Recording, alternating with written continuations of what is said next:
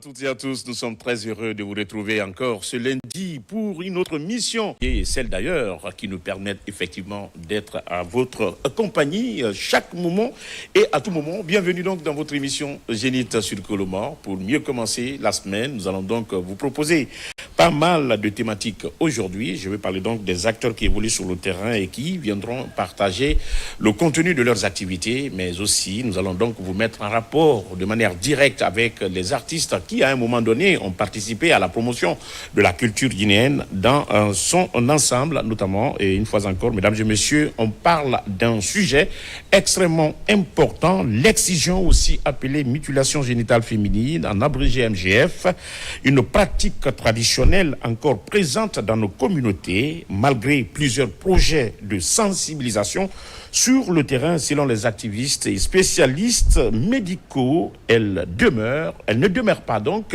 sans conséquences. Pour en parler, vous aurez Madame Diallo Mariam, activiste de la société civile guinéenne, à Tostan. Avec elle, nous allons parler bien sûr des causes, conséquences, mais également propositions des solutions, bien entendu, en passant par la définition. Et puis, un forum a bel et bien été organisé, et puis par les acteurs de la santé, et le prix Gabriel Sultan aussi, c'était donc le 22 janvier du côté du Palais du Peuple dans la salle des congrès, avec Dr Kaba Ablaye, président de l'ONG La Tabala, coordinateur national de la Coalition nationale des professionnels de la santé et des acteurs dynamiques de la santé, ancien DGA de l'hôpital national d'Onka, l'actuel conseiller chargé des questions de santé, public donc et du développement humain, du président du CNT, Dr Dansa Kourma.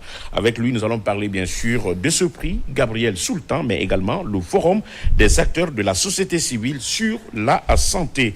Alors, trop de santé, comme vous le savez déjà, c'est la toute première richesse de l'homme. On va donc en parler. Une fois encore, c'est un vétéran du rap guinéen que nous avons donc voulu inviter pour vous dans cette émission, Mohamed Lamine Souma, à l'état civil et affectueusement appelé Big Reja, ancien sociétaire du groupe de rap Katala System, créé en 1997 au quartier populaire de Boussoura. Ça, c'est dans la commune de Matam. C'était donc le trio magique à l'époque. Suleiman alias Soulbi, également Abdoulaye Kamara, dit Kiki, et lui-même, bien sûr, Big Reza, avant donc d'être rejoint par le manager du groupe, finalement, qui va donc compléter le groupe à 4 en qualité de musicien, en qualité d'artiste. Et puis le groupe fera l'unique album, ça sera donc dédicacé en 2005, c'était au Palais du Peuple. Il y en a encore qui n'étaient pas nés, et autres projets d'album qui n'ont pas vu le jour, et le groupe se disloqua, mais il revient en force, puisque là, il est avec nous, Mohamed Lamine Souma, Big Reja. Avec lui, nous allons partager bien sûr ce plateau dans l'émission Zénith sur Colomar. Avant donc de faire le tour des tables, je vais dire bonjour à mon chroniqueur. Lui, c'est Aboubakar Junior Kamara, grand reporter d'images à la télévision nationale. Je vais parler donc de la rédaction politique du journal télévisé, mais également chroniqueur dans cette même émission, voilà, qui est revenu depuis la semaine dernière déjà, qui revient en force avec une nouvelle dimension, et pourquoi pas, mesdames et messieurs, tout ça pour vous servir. Hein. Merci d'être là, merci d'être à l'affût, et nous allons partager en tout cas un moment ensemble. Alors, bonjour. Bonjour Ismaël, bonjour à nos millions de téléspectateurs qui nous regardent de partout à travers le pays. Bonjour à nos invités et à tous nos parents qui nous regardent de plusieurs coins de la Guinée et à l'extérieur du pays. Et à l'extérieur du pays, Big Reza, Araba Adiko. Ouais, Amoraba. Tanamu. Ouais, Tanamu. Big Reza, inna dongui munduna, inna dongui trou mundungui. C'est inna ghetto qui. Ghetto qui. Na wolfi, ouais. Inna wolfi. Yeah. Ouais, mais ça veut dire que Borira Masige, Ora Masige ou Borira.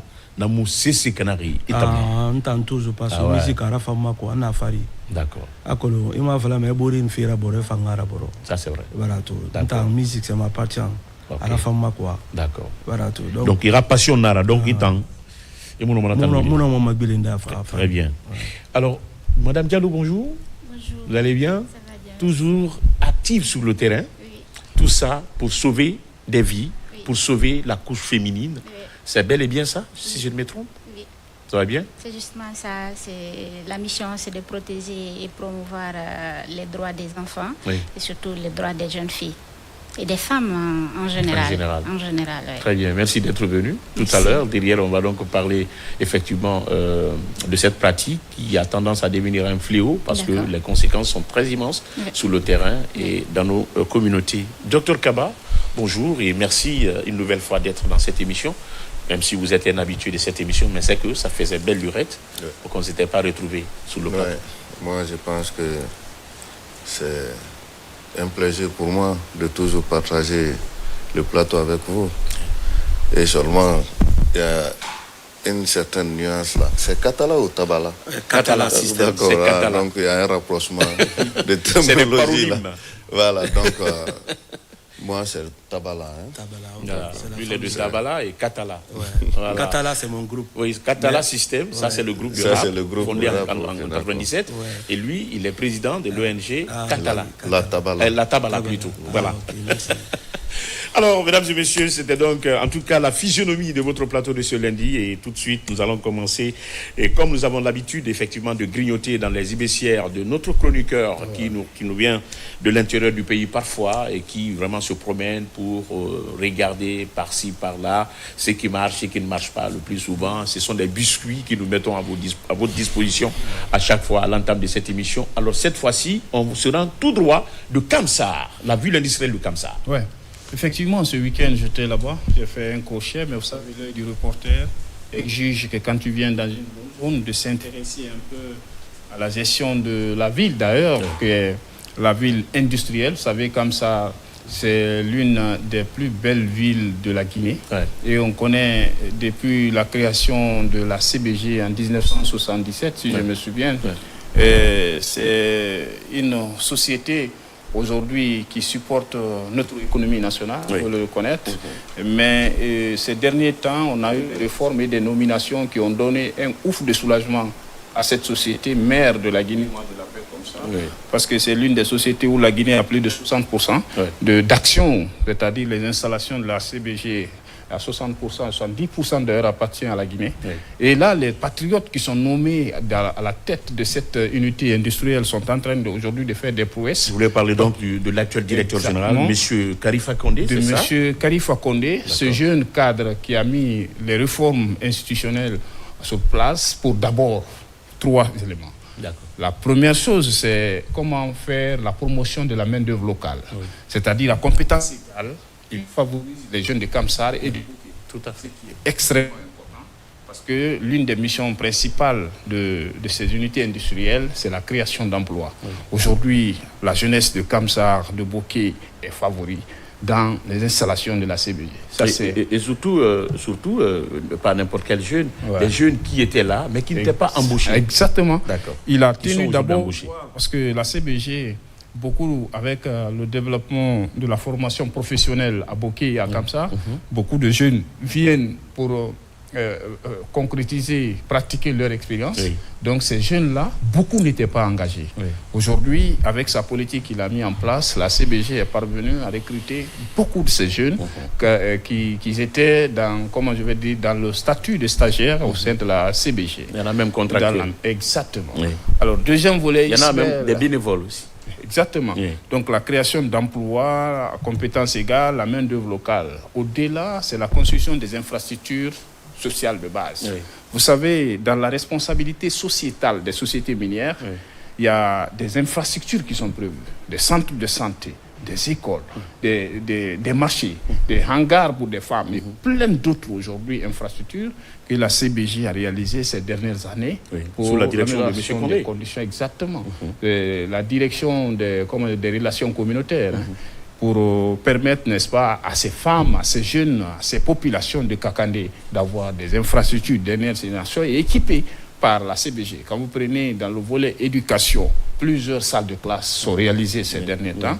Je pense que si toutes les sociétés faisaient comme la CBG, la Guinée allait amorcer son plan de développement économique. La société, pas la société en tant que telle, mais la ressource humaine. Exactement. Voilà, Ismaël, la ressource humaine. Je veux juste dire que gère et qui monsieur, qui est le directeur actuellement, monsieur Karifa Condé, au-delà même de, comment je vais dire, de volet industrie et entreprise, il y a volet social qui est pris en compte. C'est extrêmement important. Parce que d'autres on a vu quand même des directeurs de la CBG qui étaient juste dans leur cité là-bas. La vie des gens ne les intéressait pas. Mais quand on voyait un jeune directeur, n'est-ce pas, lui-même, il se déplace pour aller dans les provinces, toutes les zones impactées par la production de la bauxite, lui-même, il va pour vérifier est-ce que l'école qu'on a prévue ici, est-ce que le centre de santé, est-ce que tout ceci est réalisé.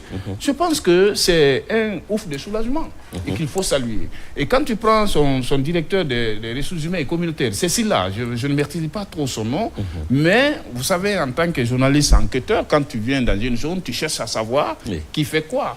Et lui aussi, à son niveau, aujourd'hui, permet... Monsieur Silla, oui, exactement, qui est au niveau, Silla.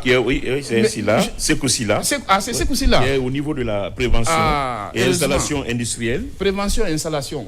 On appelle l'ennemi des voleurs. Hein. Exactement. Là-bas, au-delà du vol, vous savez, dans la société d'exploitation minière, ce qui est plus important, c'est la sécurité du personnel. Tout à fait. Vous savez, il y a ce qu'on appelle sécurité. La sécurité, effectivement, des biens de l'entreprise. Sécurité, incendie, ainsi de suite. Tout ça, ça va ensemble. Donc seulement, il faut sécuriser l'entreprise par rapport au vol, aux brebis galeuses qui viendra, les Silla, mais généralement, qui viennent pour prendre... sauf que c'est un Silla cette fois-ci.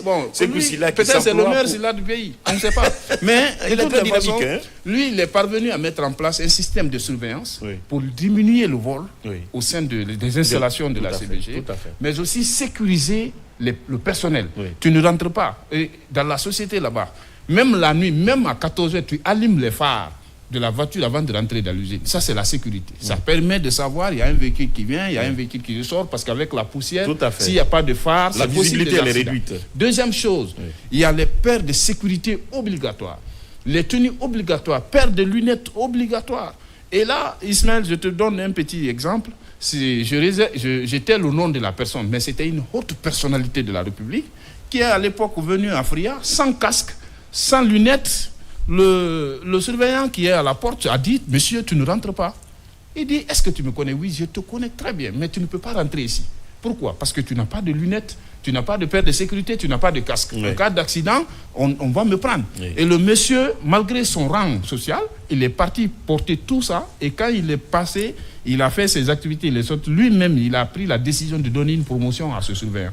Donc, il faut savoir que l'exploitation minière va avec la sécurité. Aujourd'hui, c'est ce qui est garanti au sein de la CBG. Et la prévention surtout. La prévention. Merci, M. Sékou Silla, pour tout ce que vous faites.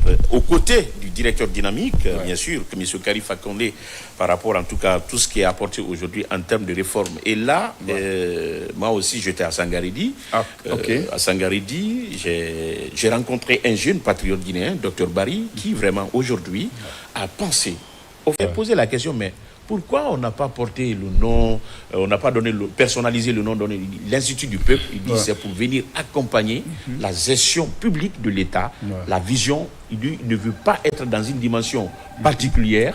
Il faut accompagner l'État selon ses moyens. Et lui, sa possibilité ou ses moyens, c'était de mettre en place, n'est-ce pas, cette institution professionnelle, privée, où on forme les étudiants en conduite d'engins roulants, en topographie, c'est-à-dire engins lourds, en mécanique.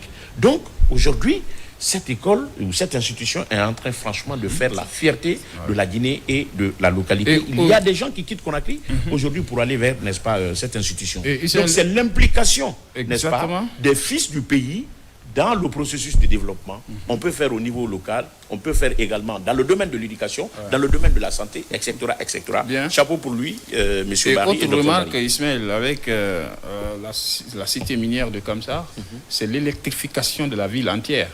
Aujourd'hui, avant, le courant s'arrêtait à la cité, ceux qui connaissent bien comme ça. Mais aujourd'hui, de la cité jusqu'à la sortie vers Kolabougni, le courant est 24 heures. Ça, c'est grâce à l'interconnexion de l'État aujourd'hui dans sa politique de l'électrification des zones rurales. Et puis, Boki, Kamsar et Kolabougni ont le courant 24 heures sur 24. C'est 24 heures sur 24, ça a été aussi ma remarque, ce qui était rare, denrée rare dans la cité de Kamsar.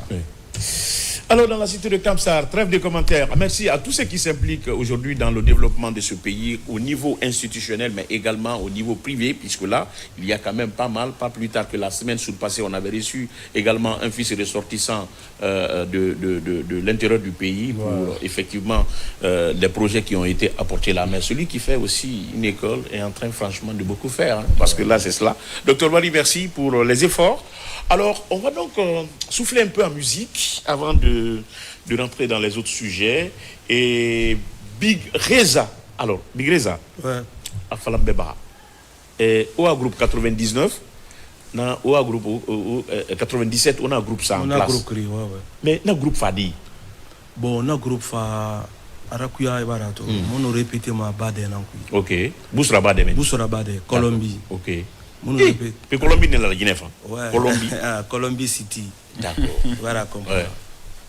Bon, moi, manager, il faut faire mon groupe de mon savoir fin quoi. Ouais. Maintenant, on s'est bilibili. On s'est bilibili comme mon avoir fait. Bon, moi, grande nana, na fa faire mon bien. Ana, où fait ça ça de go. Alors, nous tourne aussi ça. Ana, maintenant, mon produit. Na bon. Na, grand homme, mon produit. Maintenant, il a fait ton monsieur. C'était en 2005. D'accord. Après, mon album rap en 2005. Album Namini. Bon, album Tomini, soutien Bébé Mouraba, mon album sous vidéo quoi. Ok. Voilà tout. Promo Mouraba. Moi, parce que mon fan album Faina. Moi, si on a fait 10 titres, mais mon c'est remixé. D'accord. Mon habitude n'a pas album directement. Ok. Maintenant, son nom, Afafala Mombe. Ah non, mon a voyagé, mon a minibira. Après l'album. Ok. Mais à mon honneur abadi. Là, la fanga position mon fanga. Mais là, c'est que faute. Mon yoro fatara, mon a tout ça faute peut-être à enrichir. À non mané mon mal dit. Ok. Donc, afafa, maintenant mon autant fidèle mon. Voilà, tout Burundi fana découragé. Ma patine n'est nana. Na mérite de ma monnaie quoi. Voilà quoi. Na fafa na mi fafa la rasu. Aya ara fin de niraba meni. Na faraba meni 7 ans ana meni. Mamu. Ouais. Bon Burundi fana na fa anchiki. Il est nous takana za onara. OK. Bon voilà tout. Donc toujours de fan ni le mana wonga woli mais bon tamunana. Mais non ça na mamuna qui 7 ans. Est-ce que ce qui fait nana konyiso? Abara sigima wonya abara fayati ngere na avant que ngaso dife quoi voilà tout. Mais nalo na do na science na ma on président Mamadi Doumbouya a fait pouvoir na son na babé. OK. Na sigi sabe. OK. C'était 2022. OK. Après to sigi ça. Na donc il n'a sigi ça depuis 2022. Non, na sigi ça René Sono ali eta mu fana set ma. OK. Non, na eta na sigi ça. Na sigi ça en 2022. 2022. Ntan mu la mi ça dans na sigi ça fait la Guinée. Président Mamadi Doumbouya ma torofi. Mais d'une fois ça bu quoi. Et musiki rani président. Musiki rani nemiri ma agarde bolubine après na carnaval là-bas. Carnaval là-bas c'était le 1er octobre. Barato. Maintenant le 2 octobre maintenant. Bon, on va se gagner ne moi à partir de la mairie d'Omana le kiosque modèle quoi. On va se mais on fera un tout carnaval là-bas nga seli salanga itongo. Et bah comprendre maintenant guérant tongo de moto bebe tirer qui et femme moto mouye et bah to ana me onu sono président bara fin de la bagibe et bah to monta mania au phénomène et na moto mouye après na déménager ma femme comeni d'accord voilà to on a quand fantato to ma clip to télé malonde ana rembe et na président fine et na président Mamadi Doumbouya a fine ne 100% ana il y a kirina na ba mabigo il y a qui n'a pas ma vie donc on fait un an donc ma grande d'or on a fait d'or fotane na fa falanga ministre Djibadia quitté ma toro à Borinara Ibrahim Lénine Bari de fait que mbar na son na ba bar kata qu'on a no mangi rencontré à la mara giriri quoi barato d'accord et tout le matière il a bien attention comme akolo c'est il faut là-bas c'est yana alu manatanga hein. Voilà, donc tout le matière Big Rezara a signé de Woli, Moranara même, parce que docteur Yalama Dorobe, à la Marafende Yaïbamoube, Madame Bari, Madame Diallo Fanabe, la femme de la Marafende Yaba.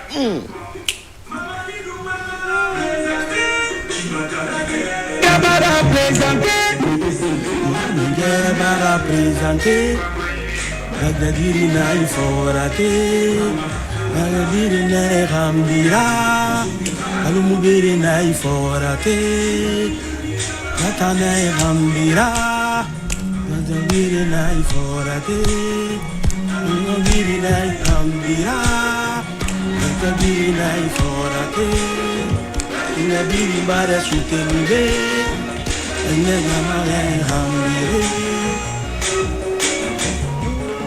Depuis Yafa, Anyamu Wayema, depuis Dumbu Yafa, Moule Edibegbe Tongoma, depuis Yafa, Kire Masegefi, depuis Yafa, Projet Bébé Naï, depuis Yafa, Dagine no Makenenfe, mon général, Inomane Ibira, Amusigama, Lumbuya Musigama Feu, Ma Benima, Lumbuya Mu Benima Feu, Amukelima, Lumbuya Mukelima Feu, Musigama, Dumbuya Musigama Feu, Mama Salima, Dumbuya Mukelima Feu, Onga Souteni, Dumbuya Musigama Feu, Onga Deme, Général Mukelima Feu, Momoa Mafa, vraiment Rio Rafa, Momoa Mafa, Miada Rio Rafa, Momoa Maoule Fufala Yo Rafa, depuis Dumbuya Fa, la Guinée Masarafi, depuis Dumbuya Fa, de Deboufe Baradang. Depuis Dumbuya Fa, Rassisia Baradang. Depuis Dumbuya Fa, la Guinée Mori. Mon général, Sawinaïma. Ayamandula Radimira. Nomane, la Guinée Nyeredi. Mirina Fan, Ifani Etenambe. Dumbuya Tofanana Moudena Kokora. Dumbuya Tofanana Mouna Makenenfi. Dumbuya Tofan Peuple Rakandidana. Mon général, Sabouria, Valère sa la Guinée Sorema, Valère sa Génica Durema, Valère sa la Guinée Tinsema, Valère sa la Guinée Footballma. Mon général, Zemane Fira, Dumbuya, Idomane Fira, général, Ide Masaramane, Amusigama, Dumbuya Musigama Feu. Benima, Dumbuya Mubenima Feu, Amokelima, Dumbuya Mukelima Feu, Amasigama, Dumbuya Musigama Feu, Amakelima, Dumbuya Mukelima Feu, Amasudeni, Dumbuya Mukelima Feu, Omadele, Adumbuya Domane Kibani, Aouma Domane Kibani. Waouh! Là, on applaudit très fort. Voilà. Merci beaucoup. Merci. On va revenir sur ce plateau. On va donc quitter, bien sûr, sur la planète musique. Voilà, vous l'avez compris, avec Big Reja, Mohamed Lamine Souma sur ce plateau. Voilà, c'était en tout cas un dédicace spécial pour le président de la République, comme vous le savez. Alors, Djissigui, Isaïssa depuis 2022. Bon, non, Djissigui, Isadia, Siginan. Il n'y a pas de souci. Mais si nana singisa nana abido biri nana. Wow. Donc après Djiba Fanga, ministre Djiba Diakité Fanga sonna na fana ba na fam bido rabane. D'accord. Barato. Sigina ni nan sa ribe quoi. Ah oui. Donc nous fatou kinere donc on va dans ça des c'est comment on appelle. Il n'y a pas de problème. Il n'y a pas de problème. Il n'y a pas de problème. J'ai comme l'impression. Ouais. Alors, comment dirais-je, Abouakar, les appréciations pour l'artiste par rapport à ce titre. C'est un talent à l'état pur. J'espère qu'il a aussi de l'expérience. Mais c'est un vieux de la vieille quand même. Oui, parce que de 1997 voilà, avec le groupe catalan. 23 ans, c'est ça 24 ans. 32. Mais il se tient bien. Ah oui, il se tient, il se maintient et voilà, il est là. Félicitations. Merci beaucoup. Je pense qu'il se mêle. Ce sont des artistes qu'il faut aussi aider. Non seulement de par l'expérience qu'il dispose, mais aussi le contenu de ce qu'il dit. Parce que la reconnaissance est l'œuvre des hommes forts. Quand le président est en train de faire développer ce pays, c'est pour tous les Guinéens. Tout à fait. Je pense qu'apporter son soutien, ça fait un de plus. Parce que les routes que l'équipe, ce gouvernement va faire, l'eau, l'électricité, tout ce que vous connaissez comme action de développement, c'est pas pour eux seulement, c'est pour toute la population guinéenne. Et je pense que même si eux ils vont passer, parce que rien n'est éternel, ces œuvres-là vont rester pour le peuple de Guinée. C'est pourquoi il faut les magnifier, il faut les soutenir et puis surtout chanter pour la paix et l'unité nationale sans lesquelles aucun développement n'est possible. Merci beaucoup en tout cas pour ces beaux commentaires. En tout cas, il y en a vraiment donc voilà, donc mais le mari encouragé et couragement lui parce que là Rima fala metambe avenir na ibe fait kui c'est que na manqueri mali nan tout manqueri soutien na manqueri ka soutien tan nananu inabori na ya tisga mamun nakin mais c'est qu'à ma tourner sinding position fangri position na fa ya consultant non katala système barfa c'est pas tabala hein, c'est katala système docteur est là.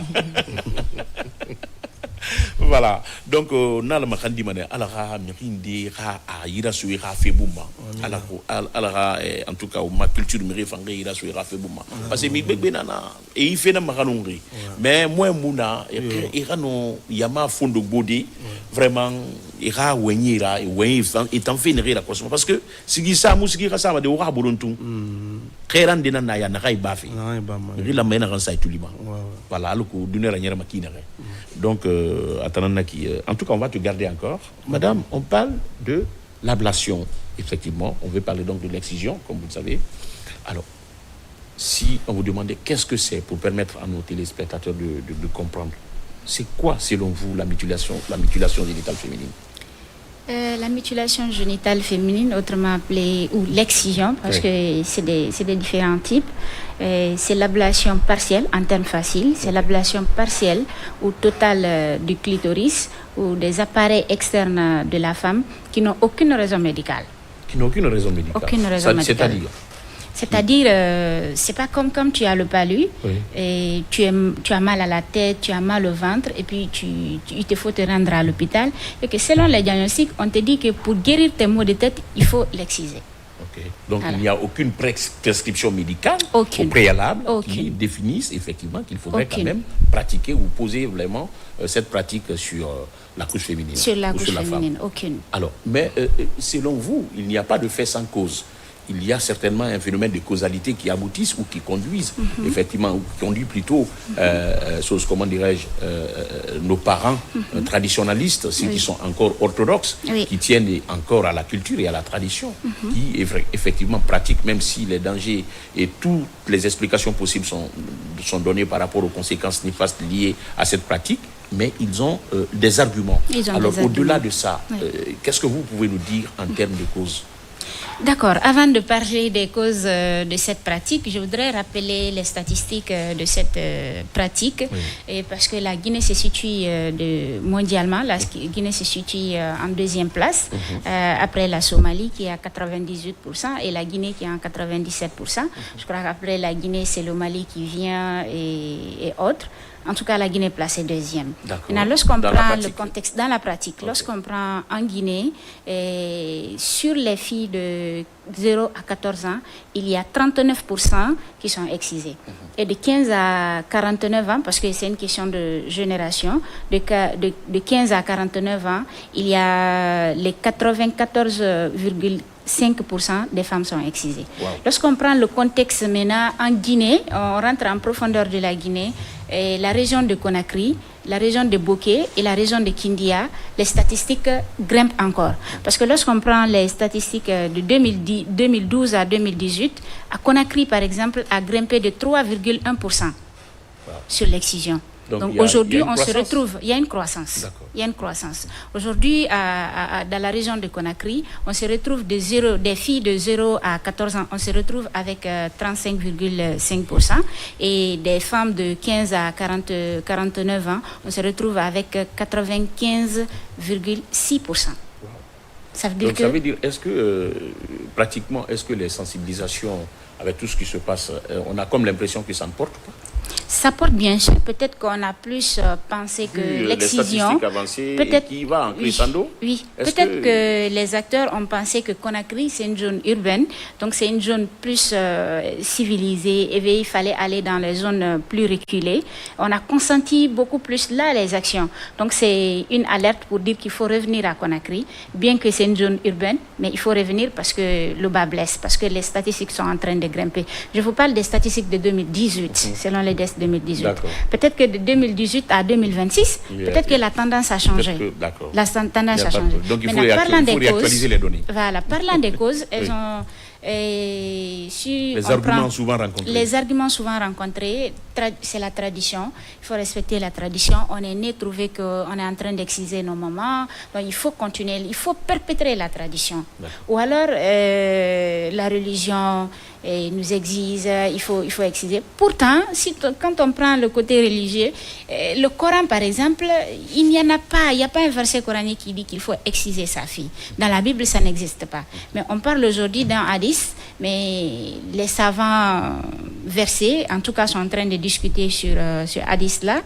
Et il y en a qui le classent en 4e degré. Dans les hadiths, il y a les hadiths daïf, parce que ça commence de 1 jusqu'à 4. Donc ce hadith-là est classé 4e degré, c'est-à-dire le dernier degré, les hadiths daïf, c'est-à-dire les hadiths à faible authenticité. Donc il dit que le prophète alayhi salatu wassalam a dit à une femme qui l'a pratiqué, il a dit à la femme, si tu dois le faire, enlève, genre il faut juste couper, il faut juste coiffer et laisser la part de son mari. Mais aujourd'hui, on rencontre des types d'excision jusqu'à l'infibulation. C'est-à-dire lorsqu'on finit d'exciser, on coud la partie génitale de la femme. Il n'y a pas une école d'apprentissage. Il n'y a aucune école d'apprentissage. Où il y a des recommandations, où il y a quand même effectivement un chemin ou des procédures à suivre pour pouvoir faire l'ablation. Oui. Donc chacun fait selon, n'est-ce pas, son esprit, selon sa conscience, selon son entendement. Selon son entendement, effectivement. Ouais. Parce qu'il faut rappeler que l'excision est une violation des droits de la femme, notamment le droit à l'intégrité physique. Si c'était pas quelque chose qui était normal, qui devait rester, Dieu lui-même il allait parler de ça. La circoncision, il a créé l'homme de sorte à ce qu'il soit circoncis. Mais vu qu'il sait que c'est nécessaire, c'est important, c'est obligatoire pour l'homme d'être circoncis, il en a parlé dans le Coran. Non, vous avez parlé de droit. Alors, au regard de... Qu'est-ce que le droit dit par rapport, effectivement, à la mutilation? Il faut comprendre que les mutilations génitales féminines sont criminalisées en Guinée. De l'article 258 à l'article 261 du Code pénal, condamne l'excision. Donc, si on prend la tradition, il faut exciser parce que la femme, si tu n'excises pas, elle va avoir trop d'envie sexuelle, elle ne pourra pas se maîtriser. Mais moi, je pose une question. Aujourd'hui, selon la statistique, de 15 à 49 ans, les 97% sont excisés. Mais parmi les 97% là, qui sont excisés, c'est-à-dire jusqu'au dernier degré, dire non, c'est pas propre, il faut ramener, il faut tout enlever, karma raser. Est-ce que parmi elles, il n'y a pas des filles qui ont fait des enfants avant de se marier? Est-ce qu'il n'y a pas des prostituées parmi elles? Est-ce qu'il n'y a pas des femmes mariées, bien qu'elles vivent avec leur mari, et qui ne sont pas... qui commettent l'adultère? Oui. Bien sûr, il y en a. Parce que le problème, ce n'est pas l'excision, le problème, c'est l'éducation de base. D'accord. Et c'est ce qu'on est en train de fuir aujourd'hui pour se poser, pour se projeter que sur l'excision. D'accord. Ouais. Mariam Diallo, en tout cas activiste de la société guinéenne, avec elle, nous sommes en train de parler de la mutilation génitale féminine, comme vous le savez déjà dans cette émission. Boubacar Junior, juste un commentaire sur ça, mais là je vous laisse Dr Kaba, qui vraiment a organisé le prix Gabriel Sultan, c'était le 22 janvier 2026 au Palais du Peuple, dans la salle du Congrès. Pour tout savoir. Madame, merci. On a suivi avec intérêt. Je voudrais juste savoir, parce que vous parlez de l'éducation, autrefois, cette pratique était considérée comme une autre étape de l'éducation. Parce que là, on prenait beaucoup de choses aux filles, même comment tenir les parents, comment tenir le mari, comment tenir ses parents, comment se comporter dans la société. Comment se préserver. Exactement. Tout ceci était enseigné dans cette pratique. Aujourd'hui, est-ce que vous orientez ces différentes formes d'éducation ou à part que ça ne soit au niveau de l'excision? Merci pour la question. Je pense que ça a été, je ne sais pas si je peux qualifier de cela comme une erreur, parce que dès qu'on est venu, tellement que les conséquences étaient énormes, les femmes en souffraient, on est venu directement pour dire stop à l'excision. Alors que dans la pratique, il y avait cette chose qu'on appelle la case d'initiation, qui est une chose très importante. Parce que là, on réunissait les filles avec une coach qui les apprenait c'est quoi la vie, comme tout ce que vous venez de citer. Mais aujourd'hui, le fait de dire stop directement, et toutes ces bonnes pratiques-là ont quitté, mais que pendant que l'acte la pratique elle-même, elle demeure. Aujourd'hui, c'est pourquoi vous allez voir, c'est des filles de 2 ans, 3 ans qu'on excise, alors qu'avant, ce n'était pas ça. Oui. Donc, il y avait une période donnée. Il y avait une période donnée. Il y avait un âge donné. Oui. Donc, ça veut dire qu'aujourd'hui, on peut continuer à promouvoir la case d'initiation sans excision. Très bien. Abakar, on peut continuer à promouvoir. Ça veut dire que ces valeurs culturelles, éducationnelles peuvent demeurer, mais le côté négatif peut quand même, on peut sursoir au côté négatif. Bien. Alors, docteur, bonjour. Quel a été l'objectif de cette cérémonie, ce prix que vous avez donné? Et la question supplémentaire, vous travaillez un peu sur les nerfs, si j'ai bonne mémoire, parce que vous avez des ONG et autres qui travaillent dans ce secteur, sauf que ça constitue aujourd'hui l'une des causes de morbidité en Guinée. Et qu'est-ce qui explique tout ça? Non, bon, si je cherche à dépeindre un peu mon parcours, je pense que ça va être un peu compliqué. D'accord. Parce que la première ONG que j'ai fondée, c'est l'ONG des jeunes médecins infirmiers de la cardiologie. Voilà, justement. Qui prenait en compte les maladies cardiovasculaires. Donc, c'est une ONG de sensibilisation et de dépistage. Je pense que la RTG est témoin de ces dépistages-là. On a fait au moins 2 ou 3 séries de dépistages dans la maison ici. Et en dehors de ça, nous avons compris qu'un impératif s'imposait au niveau du secteur de la santé. C'est la revalorisation du personnel soignant. Et qui parle de revalorisation va directement toucher le serment même d'Hippocrate, qui dit d'être reconnaissant envers ses maîtres. Donc c'est pourquoi nous, au niveau de l'ONG La Tabala, comme c'est une ONG qui cherche à redéfinir le profil du nouveau type de Guinéen qui est orienté vers le progrès, nous avons dit qu'il faut chercher à mettre en valeur ces personnes qui sont en train de travailler dans l'ombre pour le pays. Donc on a organisé une première édition. Nous sommes, je vous rappelle, à notre 10e édition. Donc il fallait trouver une personne référentielle pour le pays. C'est le prix qui a porté le nom Gabriel Sultan. Peut-être les gens vont dire, pourquoi Gabriel Sultan? Je pense que Gabriel Sultan, c'est l'un des pionniers du système de santé. Depuis les premières heures, c'est des gens qui ont accepté de rentrer pour servir le pays. Ils ont mis les premières bases de notre système et il a accepté de donner toute sa vie et son temps pour le rayonnement de notre système de santé. Donc nous avons cherché à voir parmi les premiers médecins guinéens qui ont donné l'essence au système, qui il faut choisir. L'idée était de voir les premiers, il y avait professeur Bakaba qui est décédé, il y avait aussi Gabriel Sultan, mais le plus ancien c'était Gabriel Sultan. Donc on a préféré donner le nom du prix à Gabriel Sultan. Et aujourd'hui qui fait une fierté. Parce que c'est un prix non seulement d'hommage, mais de reconnaissance.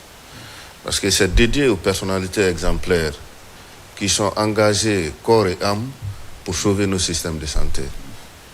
Donc c'est pourquoi c'est sur la base de certains critères de mérite qu'on a cherché à orienter. Ces critères-là sont non seulement propres à Gabriel Sultan, qui est détenteur de ce prix, mais aussi c'est propre à ces personnels de santé qui sont en train de construire leur vie pour sauver des vies. Donc nous sommes dans cette dynamique. Et la Tabala n'a pas que le prix Gabriel Sultan. Il y a beaucoup d'autres choses qu'on est en train de faire pour le pays. Mais il a dit tout de suite là que je suis aussi le coordinateur national de la Coalition nationale des professionnels de santé. C'est une coalition qui s'inscrit dans la moralisation du secteur médico-pharmaceutique de notre pays. Bien, parler de la moralisation, c'est extrêmement important ce terme.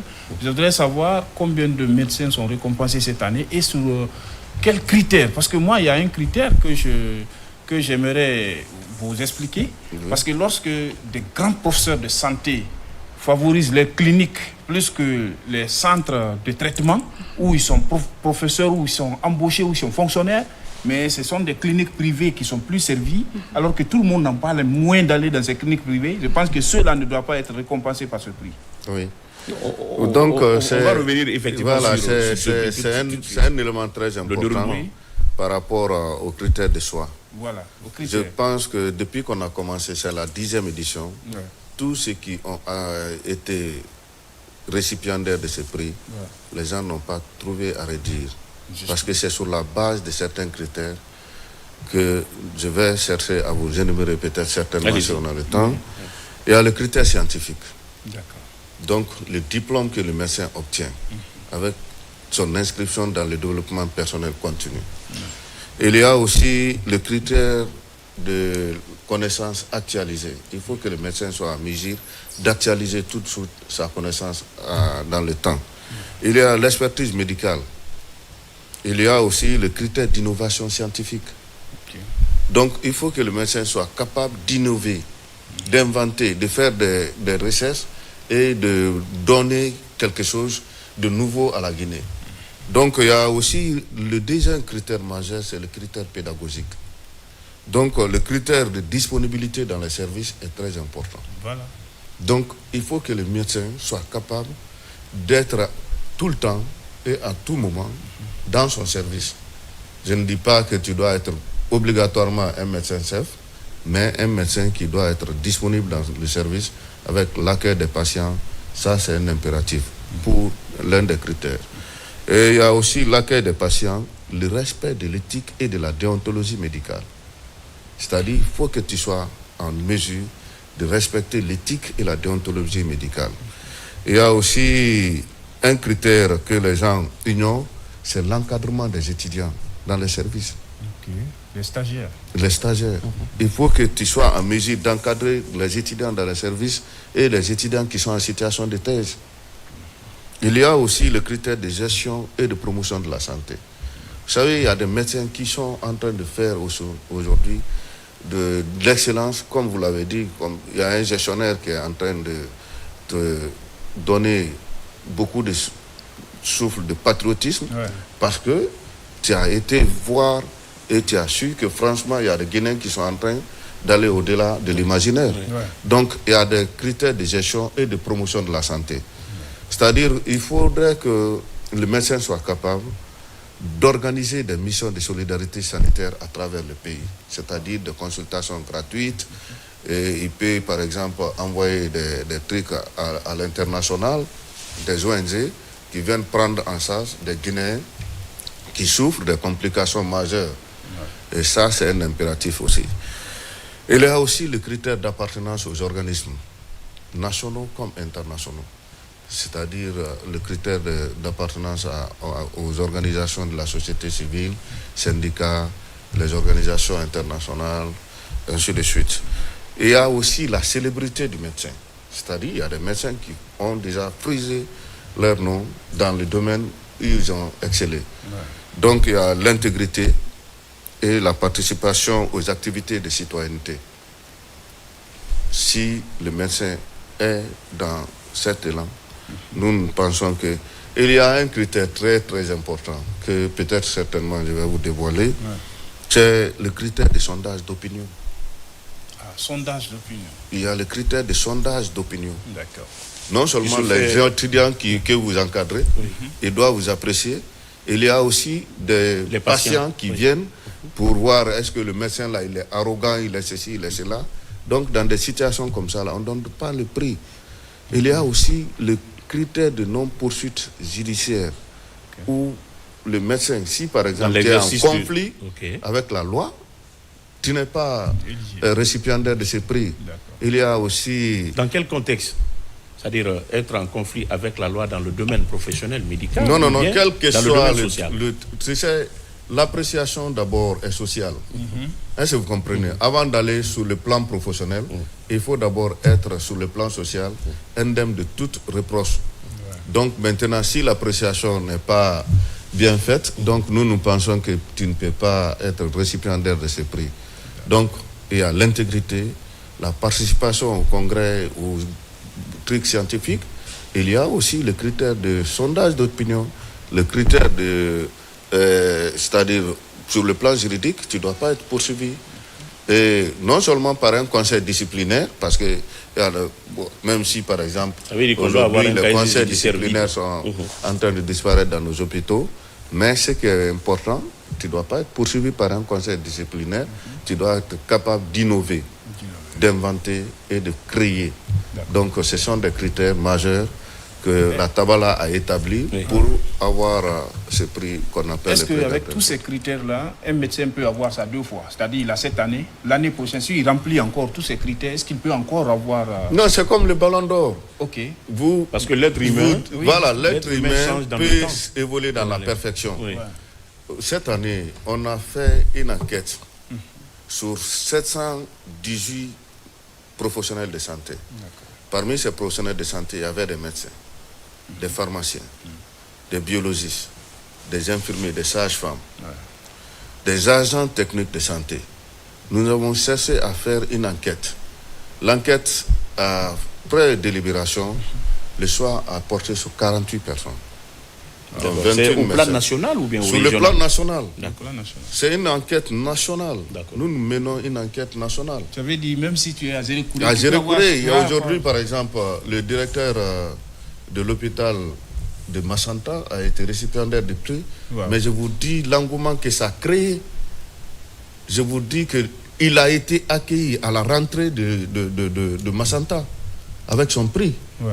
Il y a d'autres aussi, par exemple le directeur de l'hôpital de Cancan qui est en train de faire beaucoup d'innovations au niveau de son service. Il y a aussi des médecins de santé publique. Et 6 médecins de santé publique, il y a un médecin parmi eux, Dr Mori par exemple, qui est en train de faire la fierté de notre pays à travers l'international.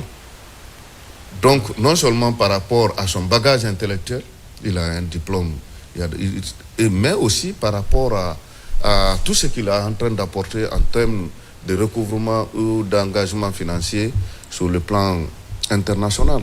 Donc voilà, et puis son engagement aussi dans la lutte contre certaines pathologies, Mpox, Ebola, en RDC. Donc vous avez vu un peu comment nous sommes dotés de ressources humaines qui sont très importantes pour notre pays, qui peuvent être valorisées, mais sans la motivation. Donc ça, je pense que... et l'aspect qu'il a touché, Oui. tu peux avoir le prix 2 fois. Oui. On a créé ce prix Gabriel Sultan. Il y a d'autres qui ont eu 2 fois. Mais la deuxième fois, on a mis ce qu'on appelle le Grand Prix Tabala. C'est-à-dire, au lieu d'avoir le prix Gabriel Sultan, ça c'est la première fois, mais il y a un Grand Prix qu'on appelle le Grand Prix Tabala. Qui va au-delà? Qui va au-delà, c'est-à-dire c'est le sultan des sultans. Ok. Donc après, il y a aussi ce qu'on appelle le prix d'honneur de la santé. Le prix d'honneur est décerné à des personnalités émérites, même si tu n'es pas médecin, mais vous avez apporté de façon positive à la santé. Donc nous sommes en mesure de vous décerner ce prix parce que c'est quelqu'un qui... La santé est universelle. Parce que quand on prend même la définition de la santé, on dit que c'est un équilibre qui est lié au social, au physique, aux finances.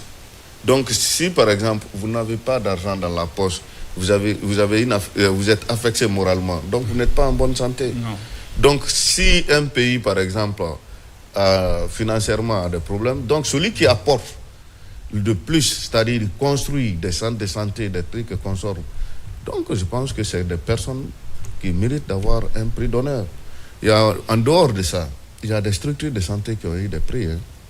C'est-à-dire compte tenu de la propriété, de l'encadrement des étudiants et puis des équipements de dernière génération. Vous avez tout de suite utilisé un mot, l'équilibre.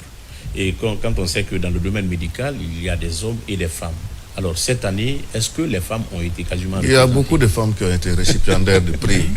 Il y a beaucoup de femmes qui ont été récipiendaires compte tenu de leur engagement. Il n'y a pas de discrimination de sexe ou d'ethnie ou de race. Mais moi, ma question est de savoir, parce que généralement, c'est des poids lourds, Ismaël. Généralement, c'est des poids lourds qui peuvent faire des innovations, des recherches scientifiques. Mais alors que moi, dans mon petit village à là-bas, il y a un médecin qui ne dort pas.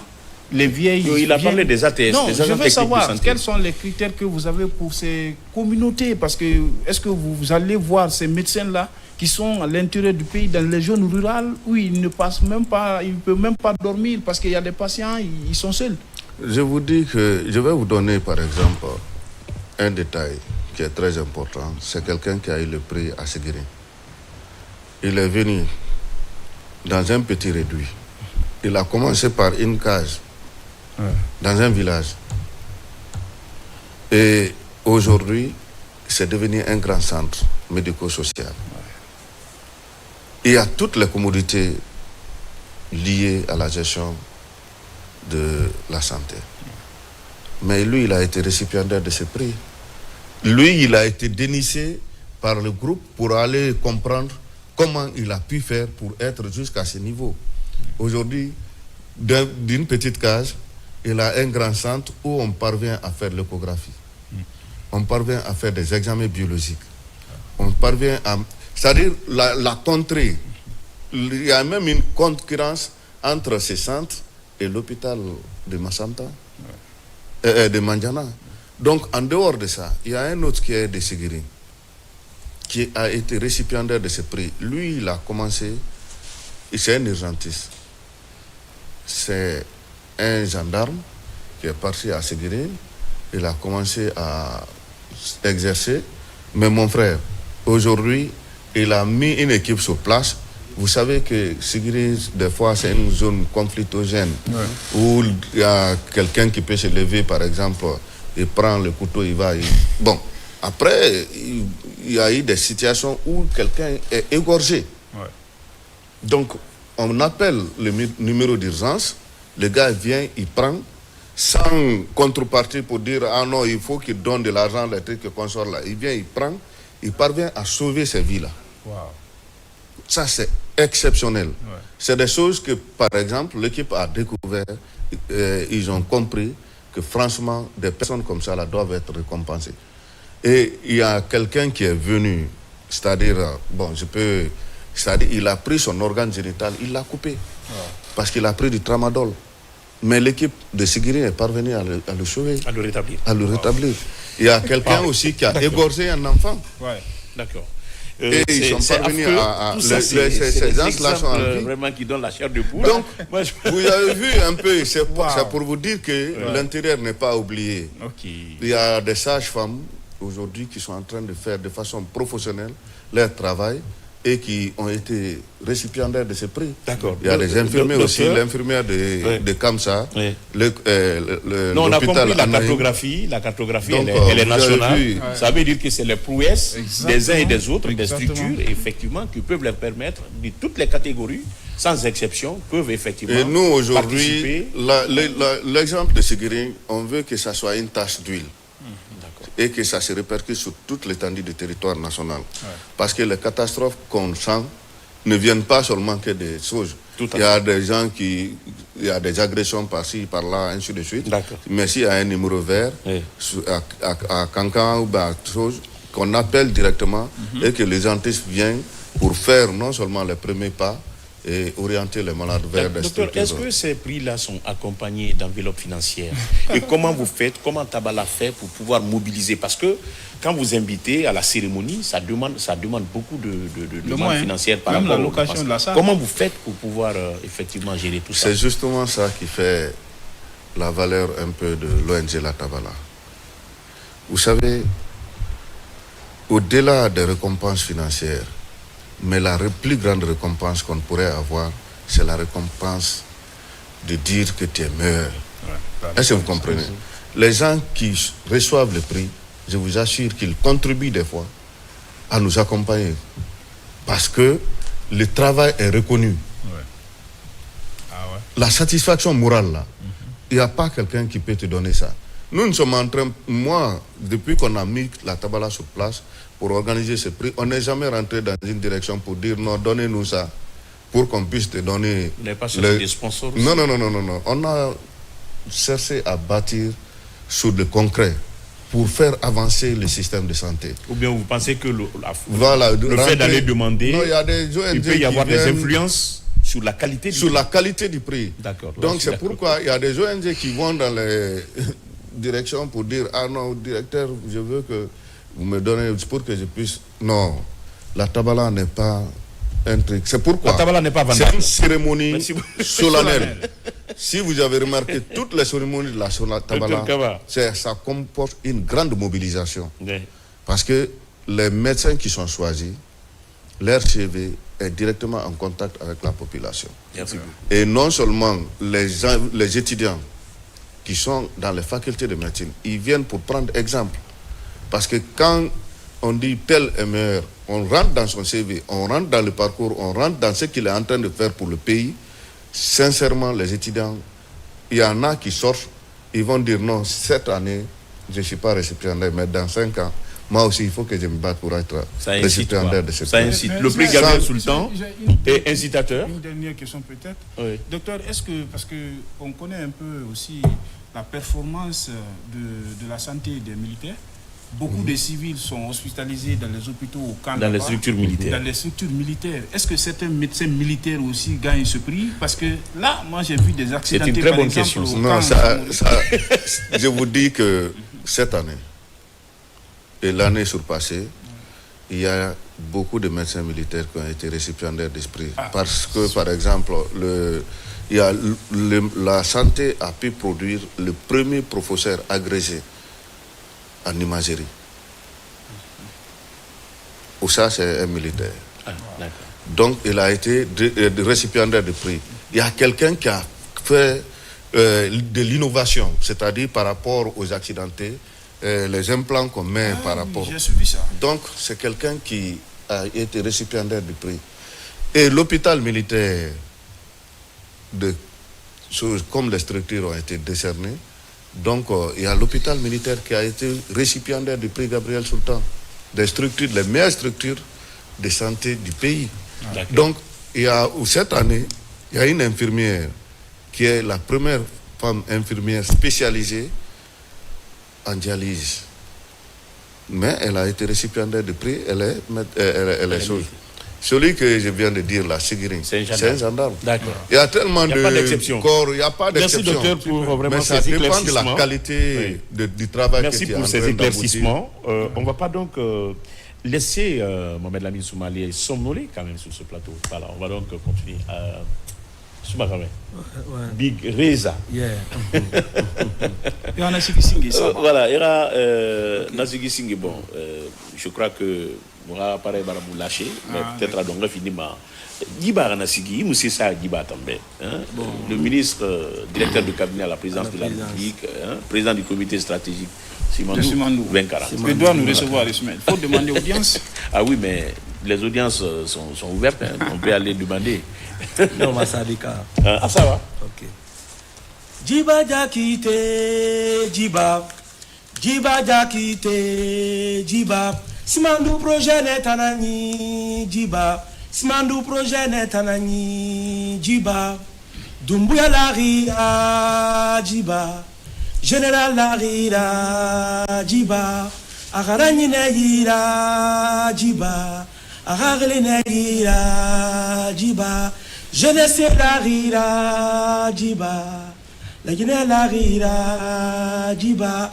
Djiba Jakite, inomane arabouzede, inomane aranyerede, amanfa général Mounafan, amanfa Doumbouya Mounafa, la Guinée Mounafa, Doumbouya Mounafan, Naraliko Bera, Rinyare Wongana Luna, Naraliko Bera, Rinyare Wongana Luna, Alkoiborira Yamba, Alkoiborira Dere, Alkoiborira Keli, Torera Dan, Kirera Sa, Borira Fang.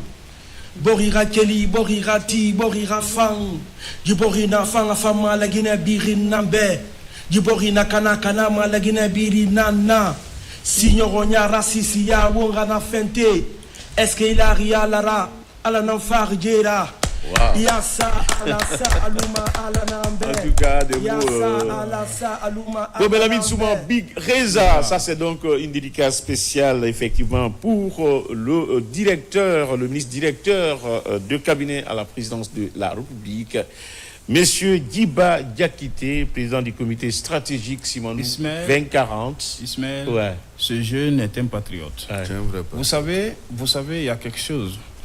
Quand tu es journaliste, Ouais. quand tu es artiste, Ouais. quand tu es blogueur, Ouais. quoi que tu fasses sur la terre là, Ouais. tu n'as que la Guinée. Tout à fait. Il faut nuit débit. Ou un fois il fallait rabord. Tout à C'est fait. extrêmement important. D'accord, ce est-ce qu'il qu'on fait. peut applaudir lui pour là?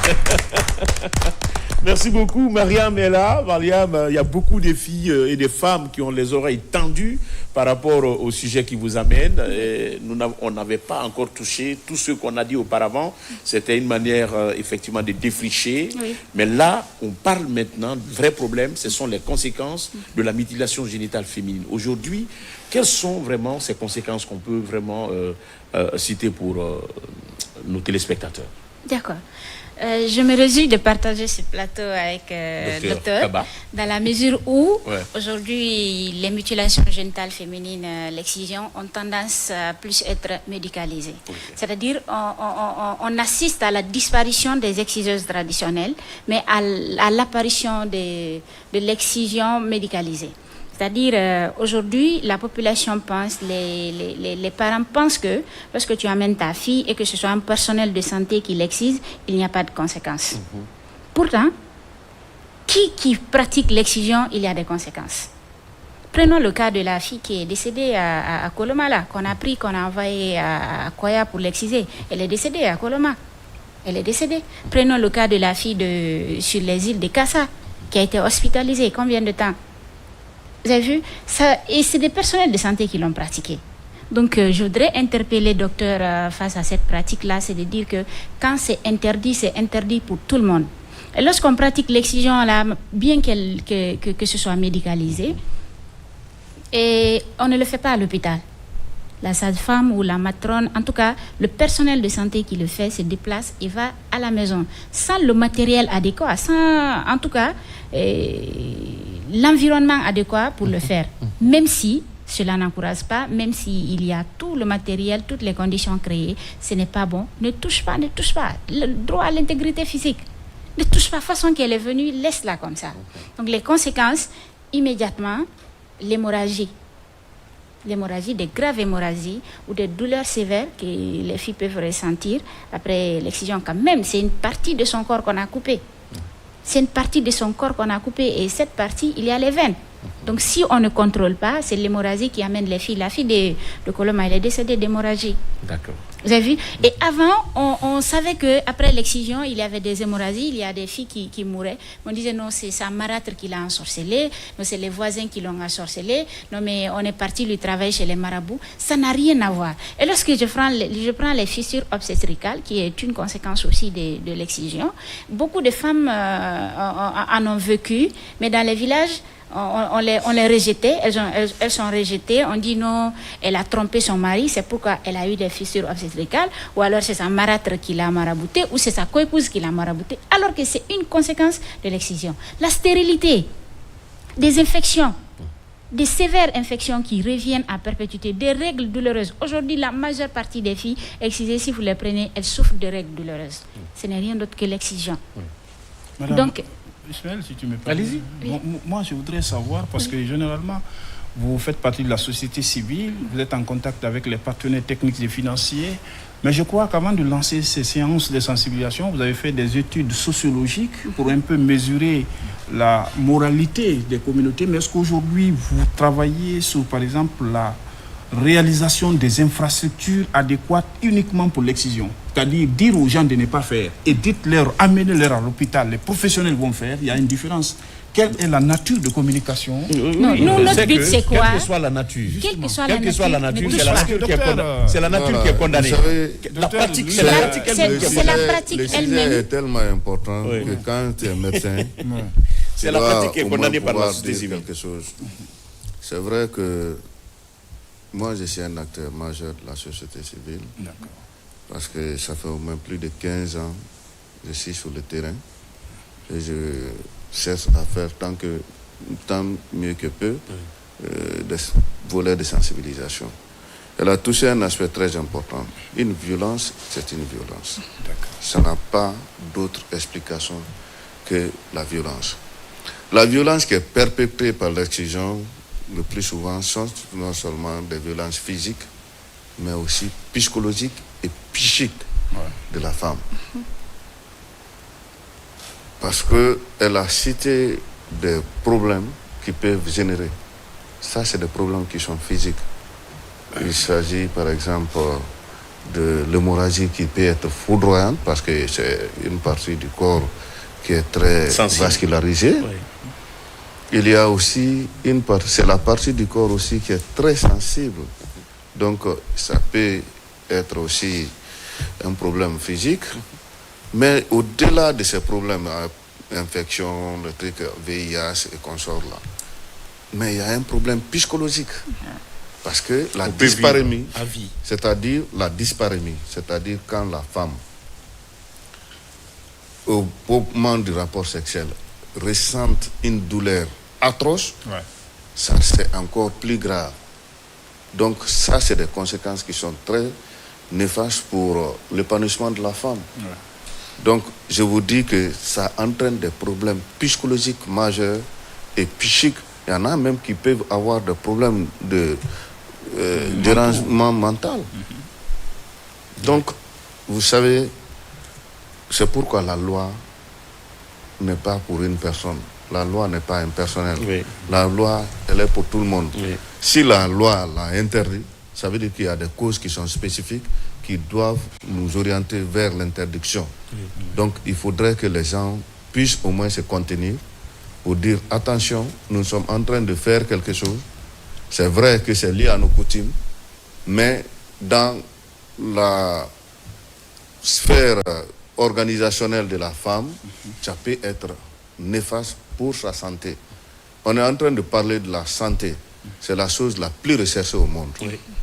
Parce que vous n'allez jamais savoir que la santé est bonne, c'est quand vous allez la perdre.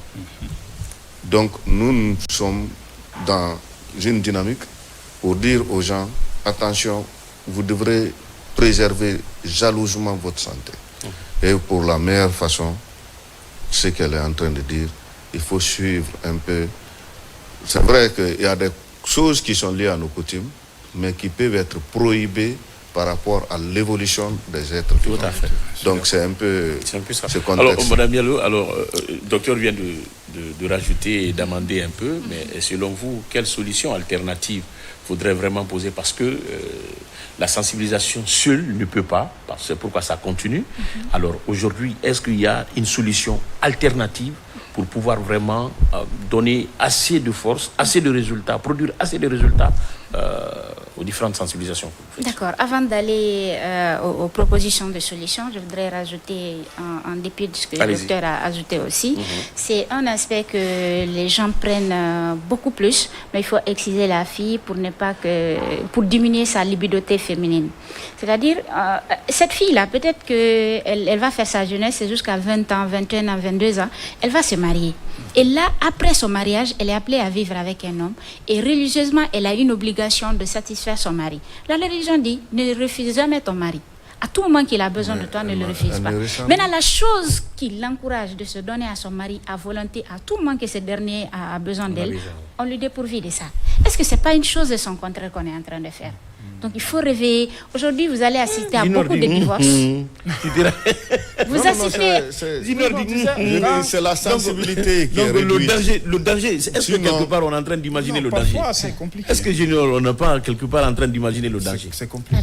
Parce que si vous prenez la cause des divorces aujourd'hui, on te dira que la femme, elle manque de respect à son mari, la femme, elle ne respecte pas sa belle famille, la femme, elle fait ceci, elle fait cela. Tout tourne autour de la sexualité. Moi, je connais quelqu'un qui dit que sa femme n'est pas sensible, qu'elle est rigide. Alors c'est l'exigence. Voilà, qu'elle est rigide. C'est l'exigence. Elle est dépourvue de sensibilité. Elle est dépourvue de sa sensibilité. Ce n'est pas être indiscret. C'est un témoignage. C'est un sujet de débat. On ne doit pas. La science, on a atteint un niveau. Ça, c'est une forme de sensibilisation qu'on est en train de faire. Vous avez posé une question très importante. Je crois que pour mieux pallier à ça, il y a 3 niveaux. 3 niveaux. Le premier niveau, c'est la personne, c'est la famille, c'est la sphère familiale. Après, le deuxième niveau, c'est la communauté. Et le troisième niveau, c'est l'État. C'est l'État. Est-ce que vous comprenez? Donc, si par exemple, au niveau de la famille, les gens sont mieux outillés, mieux sensibilisés et mieux formés pour informer et former, pour comprendre l'ampleur et le danger lié à l'excision, les gens vont chercher à pratiquer. Et sur le plan culturel, comme elle est en train d'expliquer, ça c'est lié à la communauté. Parce que quand on parle de la communauté, il y a toutes sortes de catégorisation sociale. Il y a les religieux, il y a les coutumiers, les trucs et consorts là. Donc il faudrait que les gens soient aussi sensibilisés par rapport à l'ampleur qui est liée, non pas pour la femme, mais l'ampleur qui est liée à la santé de la femme. C'est ce qui est important. Mais l'État a encadré. C'est vrai que c'est juridique, mais il faudrait taper. Parce que il faut sévir. Il faut sévir. Oui. Les articles sont faits pour que si les situations comme ça là, que soit appliqué, que ça rentre en vigueur. Et que ça rentre en vigueur. Docteur, vous parlez de la famille, mais l'autre constat est que parfois le père de famille est là, il ne comprend rien. C'est sa jeune sœur qui quitte le village là-bas ou bien son foyer, venir prendre toutes ses filles et aller les exciser. Et sous l'argument. Et sous parfois la complicité de sa femme. C'est ce qu'on appelle la démission parentale. Ouais. C'est ce qu'on appelle la démission parentale. Quand les parents démissionnent dans l'éducation de leurs enfants, ils vont être sujets de manipulation. Ouais. Moi, j'ai fait une communication même par rapport à la toxicomanie. Vous savez, il y a des pères éducateurs qui sont liés à la toxicomanie. Il y a des enfants qui sont dans les quartiers, qui sont déjà perdus, mais eux, leurs personnes interlocuteurs directs, c'est des enfants qui sont en situation de difficulté sociale. C'est-à-dire, tu vas avoir par exemple un enfant dont le papa est à la maison, mais la maman ne vit pas avec son père. Donc, il est dans une situation de fragilité sociale. Des déséquilibres. Donc, des déséquilibres mentaux. C'est le père éducateur là. Il récupère ces enfants-là. D'accord. Le sujet est tellement important. Malheureusement, le temps joue en notre défaveur. On va remettre le forum. On va remettre le forum. Je vais quand même. Oui. Madame va clôturer. Madame va clôturer, peut-être par rapport à une phrase. Voilà, à une phrase. Et le docteur va certainement effleurer. Lui va passer son numéro. On n'a que 3 minutes pour tout ça. D'accord. Moi, je pense, en dépit des propositions de solutions qu'il a données, moi, je termine par dire qu'il faut appliquer la loi. Les textes ne sont pas faits pour rester dans les bouquins, pour dire oui, on a un code pénal, on a un code de l'enfant, on a ceci, on a cela. Il faut l'appliquer. Il faut l'appliquer sans exception. Pas de condamnation à sursis, pas de condamnation 1 mois, 2 mois. C'est criminel. Il faut l'appliquer. Il faut appliquer la loi. Oui. Donc, c'est par rapport à un aspect très important que l'ONG dans Tabala doit organiser peut-être dans les mois qui suivent. C'est le forum des acteurs non étatiques sur la santé. D'accord. Vous savez, dans l'organisation sociale, il y a une part très importante qui revient aux organisations de la société civile, dans la gouvernance de notre système. Donc, cette part-là, qui revient le plus souvent aux acteurs de la société civile, c'est d'influer sur les politiques publiques. Donc, il faut en ce moment que les acteurs de la société civile soient largement impliqués dans la gouvernance. D'accord. Le forum est prévu pour quand ? Le forum est prévu pour le mois de mars. Oui. Et je crois J'espère qu'on aura le temps, pendant ce mois de Ramadan, pour en parler bien avant le mois de mars. Parce que ça va me faire plaisir, parce que c'est un forum. Et vous savez, il y a un changement de gouvernance au niveau du système. Et là, maintenant, il faudrait mettre sur un plateau d'or les propositions concrètes pour que la nouvelle équipe puisse s'en approprier et mettre en application. Parce que tout ça là, c'est à l'avantage de la population. Et du pays. Alors, on me l'a mis sous moi, il y a un numéro dans Moussira, parce que mon nitongo auto, mais mon mangoulé manerlira, il y a un numéro falaba, thème de M. Djiba Diakité, monsieur le ministre Djiba Diakité ni Matoufi, président Fanny Matoufi, il y a Minibéa et Erlima, il y a Erlina Siga, il y a Killa, il y a Zinor, il y a Minde, il y a Ismaël Ko. Équipe voilà. Il y a Meni, ou à Folébé, on va faire un bougé. Il y a Minibéa, est-ce qu'il y a un numéro 628 20 11 30 628 20 11 30. Merci à tout un chacun ici d'être passé dans cette émission. Voilà. Mesdames et messieurs, c'était donc l'essentiel de ce numéro de l'émission Zénith sur Colomar. Tout le plaisir donc a été pour nous de vous servir en début de semaine. Et puis demain, on se retrouve avec d'autres invités dans la même émission, à travers la même lucarne joyeuse de la télévision nationale. Merci à toute l'équipe technique, à la réalisation, Madame Kamarane Nsira Bangoura et à l'ensemble, bien sûr, des caméramans et des camérawomen qui nous accompagnent. Passez un agréable moment en notre compagnie. Voilà.